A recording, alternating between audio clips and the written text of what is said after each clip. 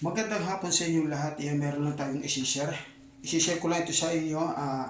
Mas lalo pag-gising natin sa umaga na wala tayong ginagawa. Kung maaari lang, kahit nandiyan kayo sa loob ng bahay, kung meron kayong kahoy o mahaba, pwede nyo gawin na wala pang laman ng tiyan nyo.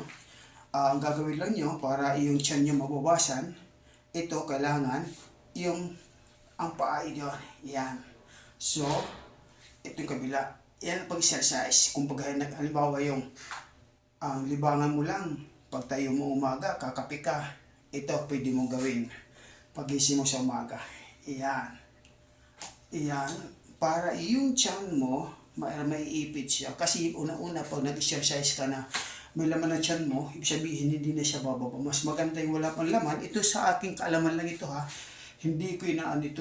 Kung tama man sinasabi ko na wala pang laman ng tiyan mo na kailangan mag-workout at mag-exercise, ito pwede mong gawin. Tuwing umaga, halimbawa, pagising mo, pwede mo ilagay yung kamay mo, iyan, ayan. Ito ka, tapos pwede mo ito. Ito yung kanan mo, ito yung kaliwa mo, iyan. Tapos yung kaliwa mo, ito yung kanan mo. Iyan, isasabay mo yan. 1, 2, 3. So sana ito aking sinare sa inyo na pagising nyo sa umaga na wala pang laman ng tiyan nyo, pwede nyo gawin ito sa loob ng inyong tahanan. Kung meron kayong mga kahoy, kung ano lang pwede nyo, pwede nyo ganun lang, yan lang, exercise lang yan. So kahit hindi siya mabigat, importante, lahat ng katawan natin gumagalaw.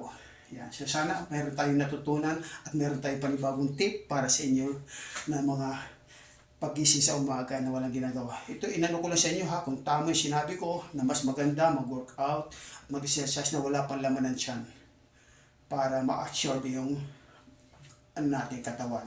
So kapag may laman ng tiyan, ang mangyayari, lolobo na yan.